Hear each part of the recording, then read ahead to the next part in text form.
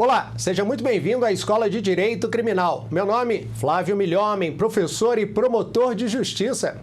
E eu tenho a grande satisfação de trazer para vocês, já agradecendo a audiência qualificada, esse novo projeto da Escola de Direito Criminal, que é a apresentação do Código Penal comentado, artigo por artigo, aqui no nosso canal no YouTube. Espero que você goste e começaremos a tratar dos aspectos mais relevantes do direito penal, seguindo a ordem de desenvolvimento adotada pelo legislador no Código Penal. Por certo, começamos hoje com a análise do princípio da legalidade previsto no artigo 1º do Código Penal.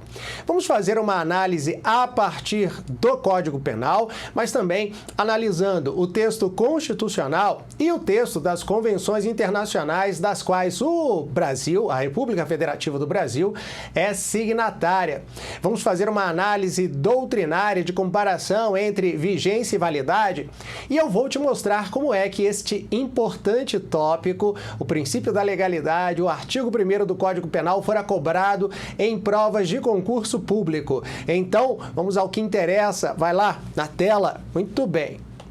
Antes, no entanto, um recadinho. Se você ainda não segue Milhomem nas redes sociais, está marcando bobeira. No Instagram, @prof.flaviomilhomem. No Facebook, professor Flávio Milhomem. Tem também TikTok, tem grupo de Telegram. Tudo isso você consegue acessando o QR Code que está aí na sua telinha, apontando a tela do celular, a câmera, para que você possa ter acesso a todos esses canais de distribuição de material gratuito da Escola de Direito Criminal. E, por certo, não deixe de subscrever, inscrever-se no canal do YouTube do professor Flávio Milhomem, porque isso é muito importante para que eu possa continuar trazendo para vocês material de qualidade em direito criminal e de forma inteiramente gratuita. Então, vai lá, joga na tela. Muito bem. Vamos dar início a análise do Código Penal comentado artigo por artigo a partir do seu artigo 1º, cuja redação é a seguinte: não há crime sem lei anterior que o defina, não há pena sem prévia cominação legal.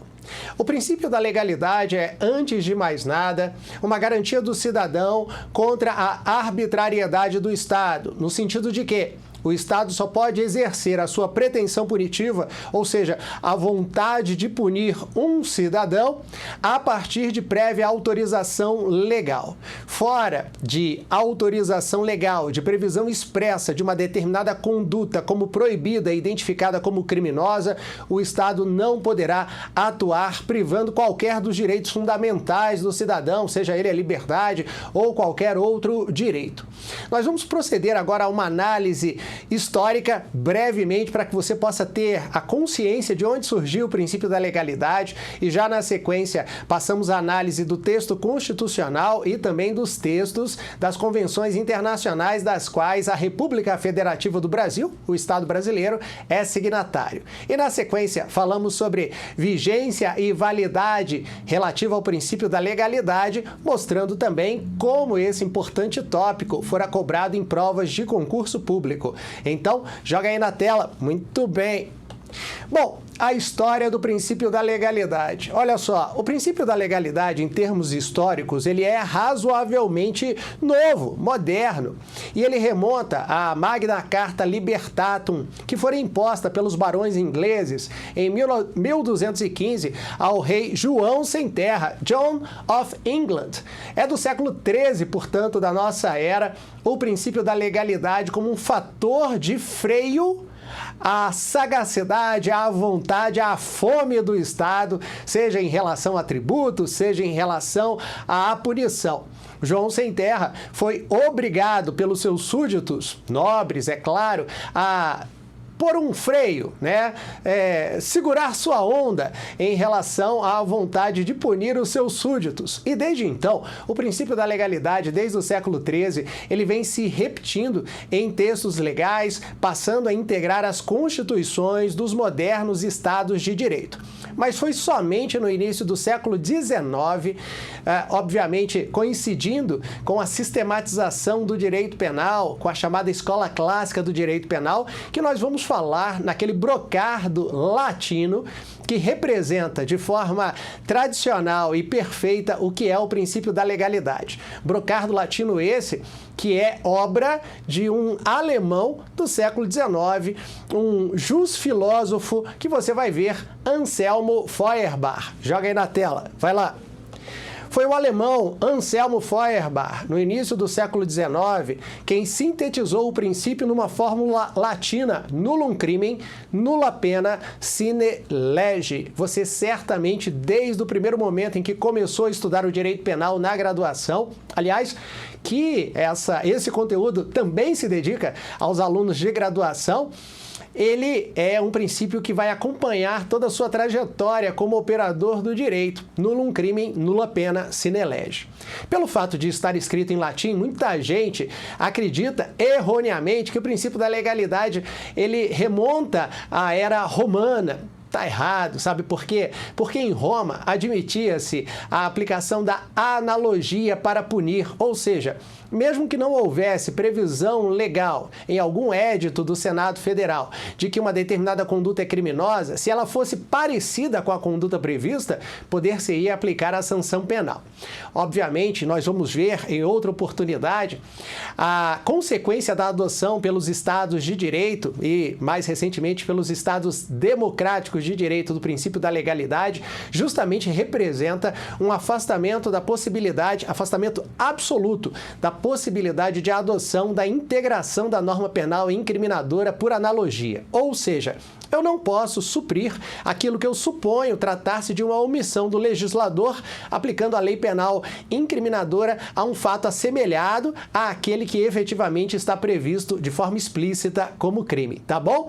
Então não é porque o brocardo nullum crimen, nulla pena, sine lege está escrito em latim que ele tem origem romana. Na realidade, ele é bem recente em termos históricos. Ele é do início do século XIX, coincide com a sistematização do direito penal promovida pela Escola Clássica do Direito Penal, do qual um dos seus representantes é justamente Anselmo Feuerbach. Tá bom? Então, joga aí na tela. Vamos lá. Muito bem, agora vamos falar sobre a classificação do princípio da legalidade.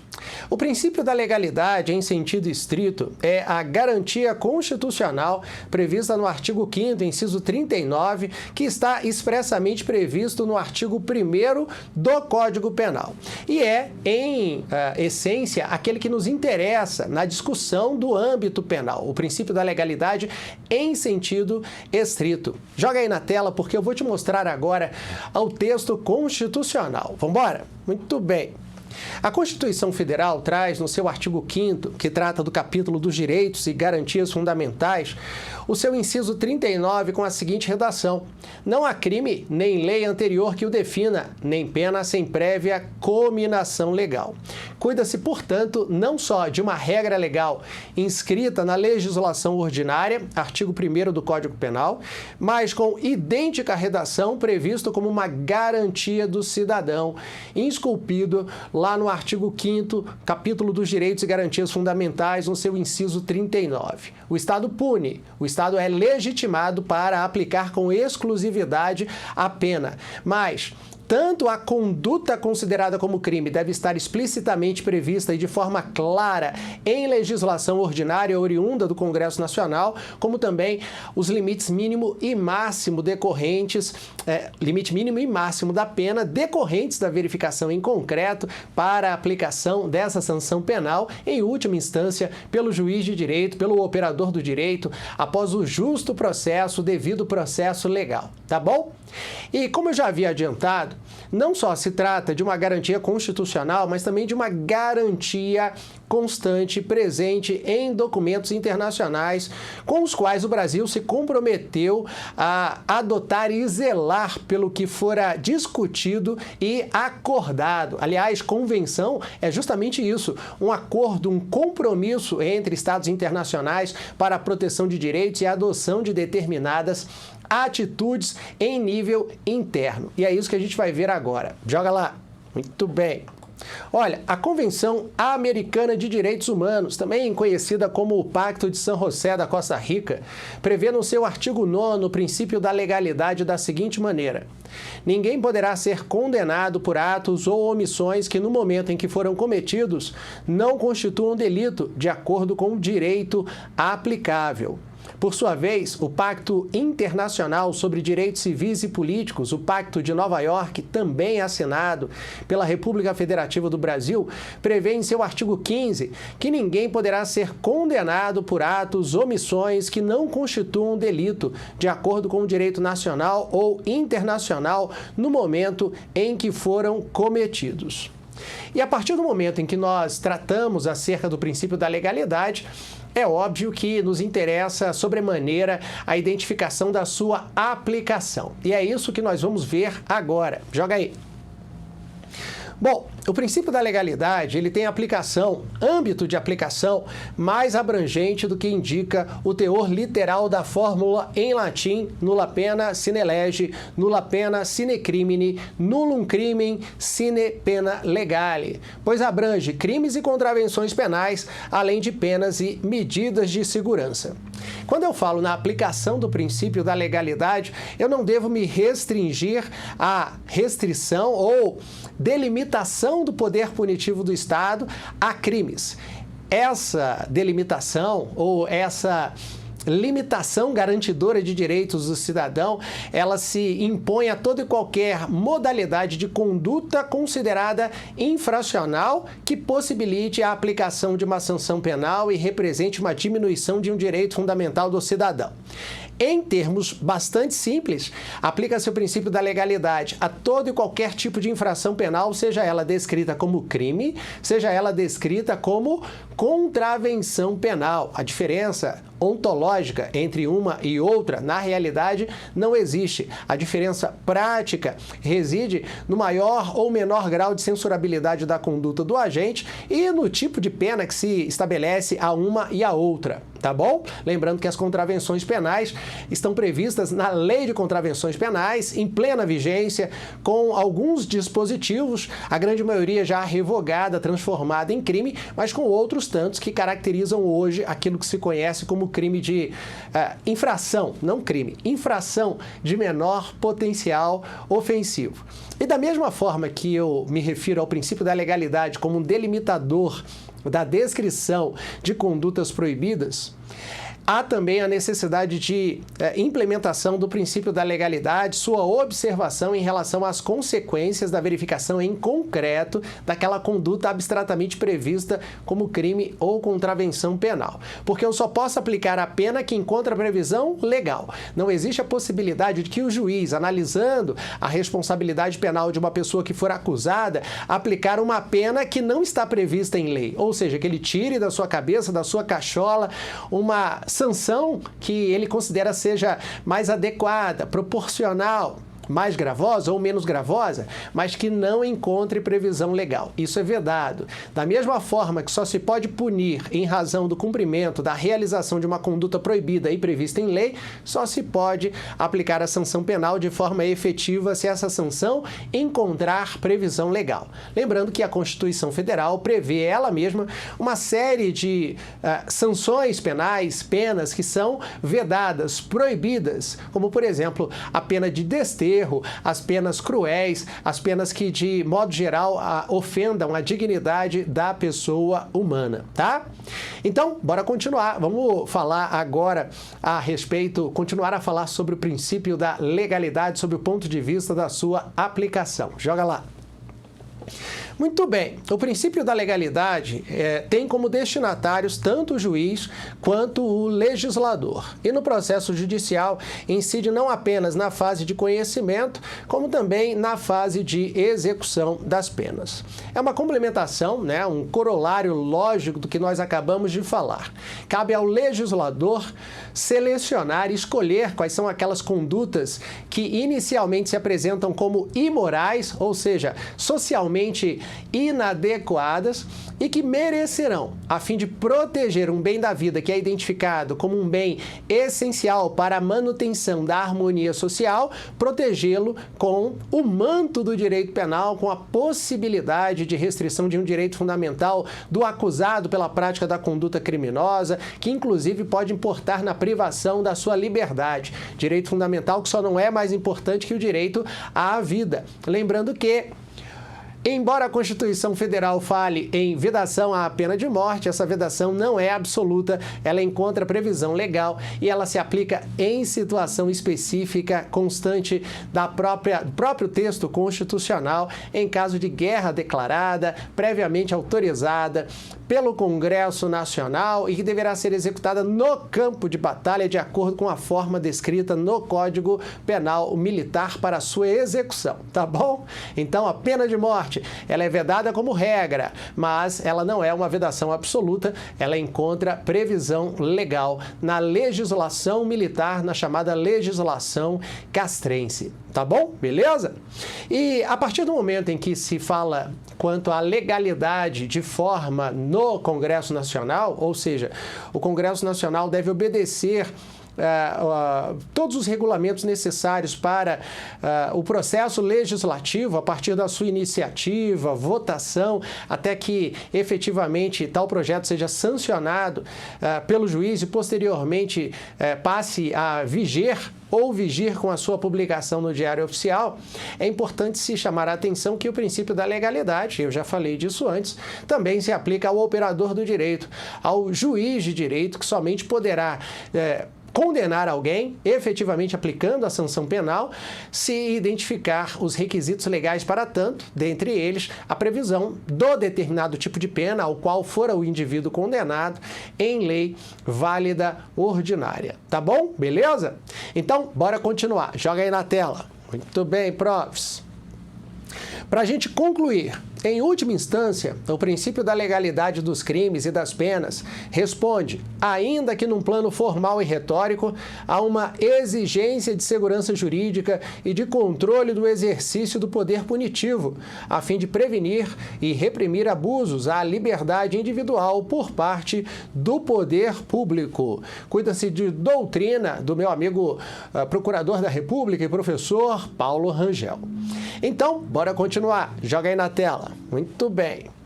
Vamos falar agora sobre uma distinção entre legalidade formal e material que se apresenta no campo da vigência e validade da norma. Aliás, cuida-se aqui de uma discussão que tem natureza constitucional penal ou penal constitucional, você escolhe. Então, vamos dar uma olhada. Sob o ponto de vista da legalidade formal, esta representa a obediência aos trâmites procedimentais, ao processo legislativo.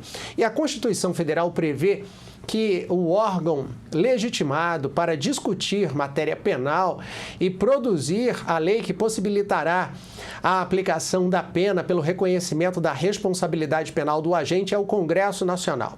Não existe a possibilidade de edição de uma norma penal de caráter incriminador por qualquer outro órgão do Poder Legislativo, seja ele estadual ou municipal.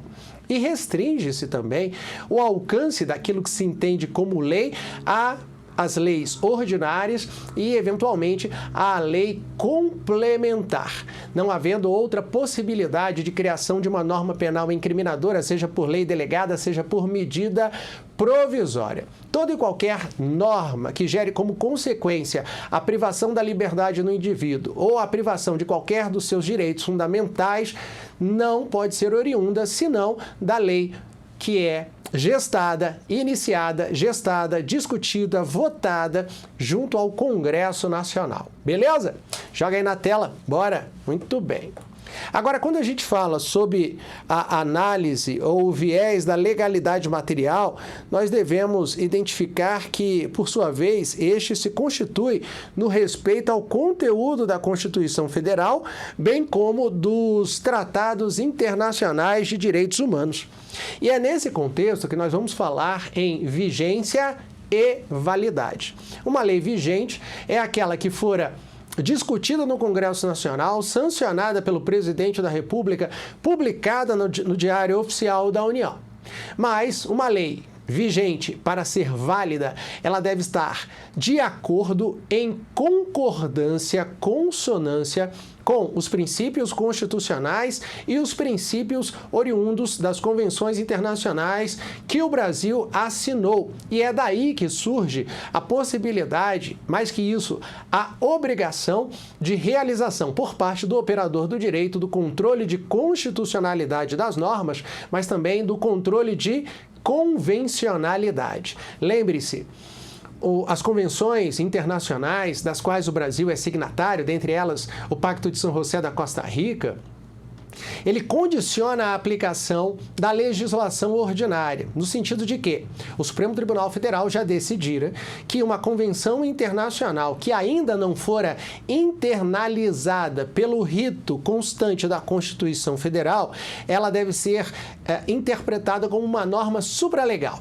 Ela condiciona a aplicação da legislação ordinária e, por sua vez, ela mesma, a convenção, condiciona-se à Constituição Federal. Então, nós temos duas camadas de controle. A primeira delas é a camada do controle de convencionalidade sobre a legislação ordinária e a segunda é a camada de controle de constitucionalidade sobre a legislação ordinária. E é o que justifica o chamado ou a chamada validade da lei penal vigente, tá bom? Se porventura uma lei é vigente, oriunda do Congresso Nacional, mas ela contraria os dispositivos convencionais ou os dispositivos constitucionais, ela é considerada uma lei inválida, tá bom? Beleza?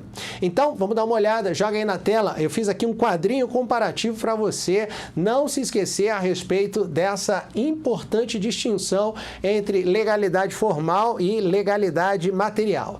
Lembrando que legalidade formal guarda relação com a vigência da lei e a legalidade material guarda relação com a validade da lei. Assim, a obediência ao processo legislativo traz como consequência a lei vigente. Já o respeito aos direitos e garantias fundamentais do cidadão, previstos na Constituição Federal, em primeiro plano, e nas convenções, em segundo plano, importa na discussão da validade da lei penal. Assim, uma lei pode ser vigente, mas por estar em desacordo com os princípios constitucionais, ela será declarada incidentemente ou de forma genérica pela constitucionalidade, seja pelo Supremo Tribunal Federal, seja pelo juiz de direito ou operador do direito, a quem cabe efetivamente executar, fazer valer, aplicar as penas previstas em lei. Agora, ultrapassando essa etapa, vamos ver como esse importante tema, que é o tema do princípio da legalidade do artigo 1º do Código Penal, fora cobrada em provas de concurso público. Joga na tela, vamos! Olha, como é que o princípio da legalidade foi cobrado em provas de concurso público? Eu trago aqui uma questãozinha que fora cobrada em 2018 no concurso para juiz de direito substituto do Tribunal de Justiça de Minas Gerais.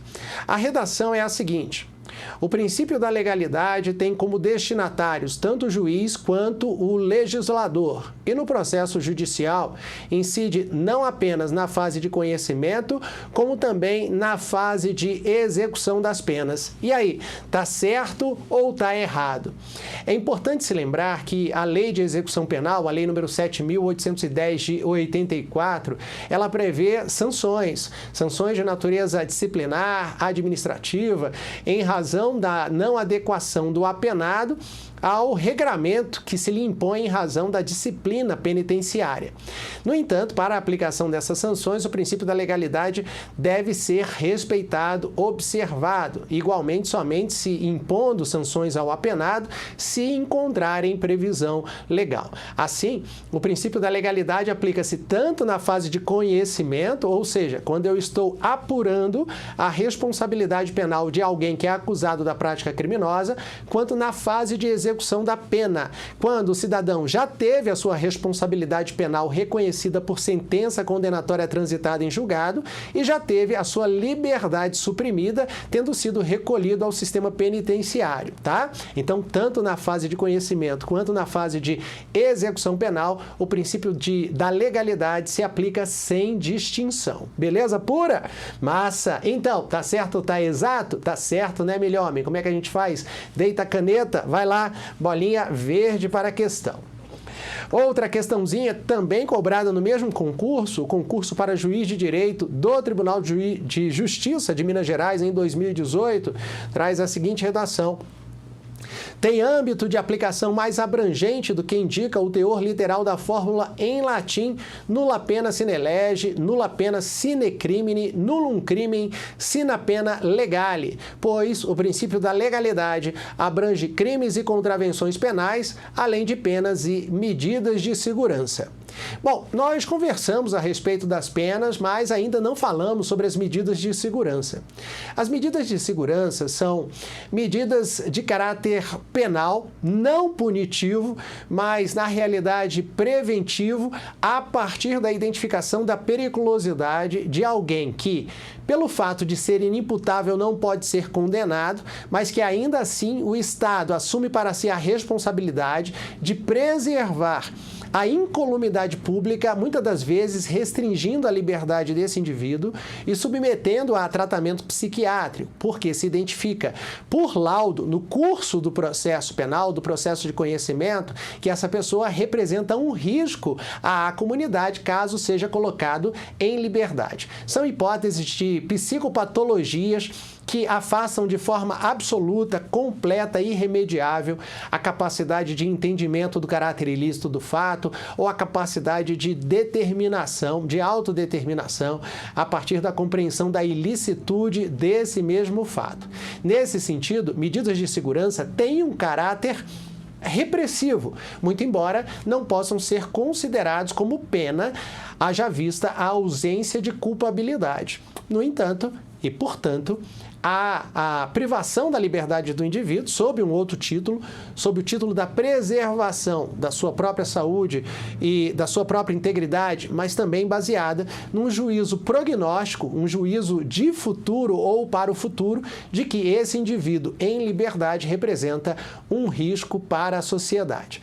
E por conta disso, por conta da restrição do direito de ir e vir, por conta desse caráter, que é um caráter inibidor de direitos fundamentais, também as medidas de segurança condicionam-se ao princípio da legalidade. O juiz de execuções penais, ele não poderá aplicar uma medida de segurança que não aquelas previstas de forma expressa em lei. Tá bom? Beleza? E com isso a gente identifica que a afirmação constante da questão cobrada no concurso para juiz de direito do Tribunal de Justiça de Minas Gerais está certa. Então vamos marcar. Deita a caneta aí, Milhomem. Certa resposta, bolinha verde para ela. Muito bem. Meu amigo, minha amiga, espero que você tenha gostado dessa nossa abordagem inicial desse projeto que é o Código Penal comentado artigo por artigo aqui no YouTube para você. Se você tem alguma dúvida a respeito dos cursos da Escola de Direito Criminal, manda um zap para a gente.